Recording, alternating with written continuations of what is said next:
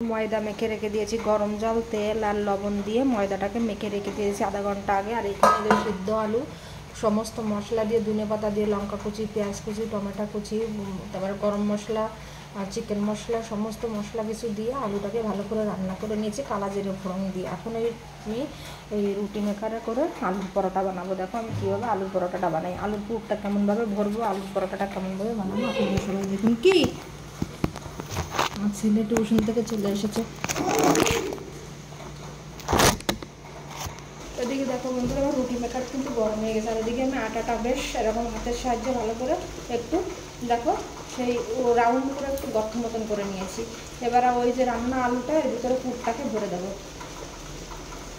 এটা চামচ নিয়ে আসি, চামচ নিয়ে এসে আলুটাকে নিয়ে এই দেখো এই আলুর পুরটাকে আমি ভরে দিচ্ছি এর ভিতরে। এখন দিয়ে ভালো করে গরম হয়েছে, কেবলই রান্না করেছি তো, কিন্তু আলুর রান্নার ভিডিওটা আপনাদের সঙ্গে শেয়ার করতে পারলাম না। আমি পরে একদিন আপনারা আমি শর্ট ভিডিও ছাড়বো তখন দেখে নিও কীভাবে আলুটা রান্না করে নিয়েছি। আমার এই চ্যানেলটায় গেলেই দেখতে পাবে।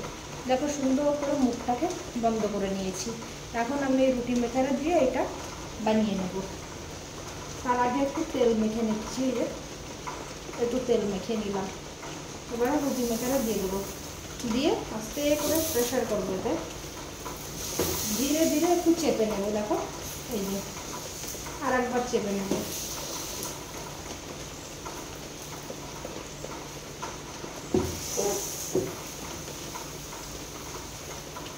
পরোটাটা পুরো দেখো একদম দেখতে পাচ্ছ কি না জানি না, এই যে পুরো রাউন্ড হয়ে গেছে। আমার হাতে তেল হয়ে রয়েছে বলে আমি তোমাদের সামনে ক্যামেরাটাকে কাছে করে নিয়ে আসে দেখাতে পারছি না। আমি দেখাবো হয়ে গেলে পুরোটা। এখন আস্তে আস্তে আস্তে করে এখন এতে একটু এই যে ঘি কিংবা তেল দিয়ে দেবো। আপনারা চাইলে ঘি দিয়েও ভাজতে পারেন, বাটার দিয়েও ভাজতে পারেন। বাটার ঘি দিলেও অনেক সুন্দর লাগবে খেতে, কিন্তু আমি দিচ্ছি না, আমি তেল দিচ্ছি। আপনাদের যেটা প্রয়োজন সেটা দিয়ে দেবেন বানালে। দেখো এই যে আবার আমি আলু পুরবের আর একটা গলা বানিয়ে নিচ্ছি। সব এই পেলে আমি সবগুলো পরোটা বানিয়ে নেব। এইটা মুখ বন্ধ করে রেখে দিলাম। দেখো তেলও লাগিয়ে নিয়েছি সুন্দর করে। এরকম করে আর একটা পুর ভরে নেব আমি। আর এইটাকে এখন উল্টিয়ে দেব।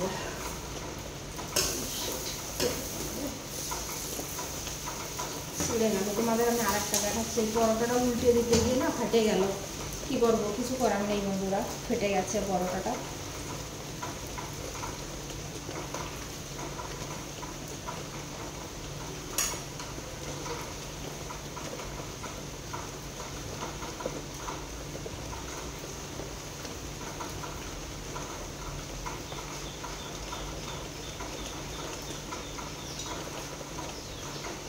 এটা তো ফেটে গেছে, এটা আগে নামিয়ে রাখি, তারপরে তোমাদের সামনে তোমাদেরকে অন্য আরেকটা করে দেখাচ্ছি।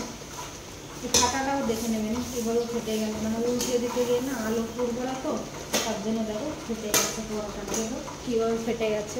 আমি আরেকটা বানিয়ে দেখাচ্ছি আপনাদেরকে কীভাবে বানাবো। এই যে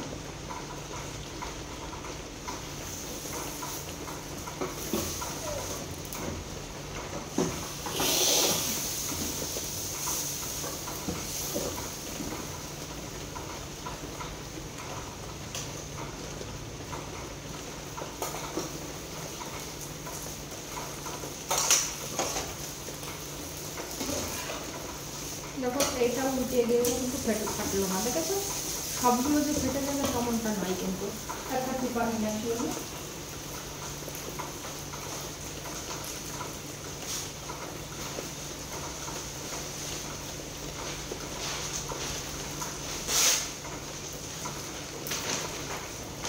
থালার উপরে একটা পেপার দিয়ে নেব, আর এই পরোটাটা পেপারের পরে ঢেলে রেখে দেবো।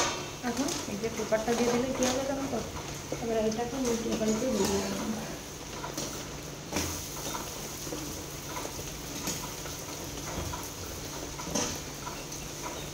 দেখেছো পরোটাটা কত সুন্দর করে ছেঁকা হয়ে যাচ্ছে, একদম রুটি মেকারে করেই ছেঁকে নিয়েছি। এখন এই পরোটাটা হয়ে গেছে, এখন এটা আমি নামিয়ে নিচ্ছি। এই যে দেখো এই যে পরোটাটা, আলু পরোটাটা নামিয়ে নিয়েছি, আর একটা করে নেব।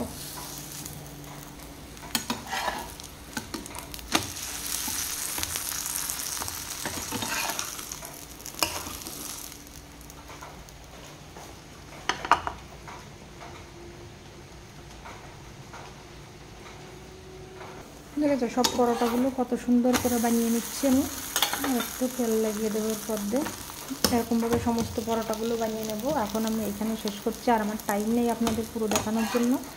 দেখেছো প্রথমটা ফেটে গেছিলো, পরে আর ফাটিনি, কারণ কি আলুটা এখানে একটু শক্ত একটা দলা মতন আলু ছিল। এখানে আলুর দলা থাকলে হবে না, আলুটা ভালো করে একদম মিহি মিহি করে রান্না করে নিতে হবে। তার জন্য সেই যে জায়গায় জায়গায় আলুটা শক্ত রয়েছে বলে সেইখান থেকে ফেটে গেছে, তাই তাছাড়া কিছু না। আমার আর পরোটাটা সেঁকা হয়ে গেছে, এখানে নামিয়ে নিচ্ছি। দেখো সব পরোটা ছেঁকে নিচ্ছি, আর এখানে আমি ভিডিওটাকে শেষ করে দিচ্ছি।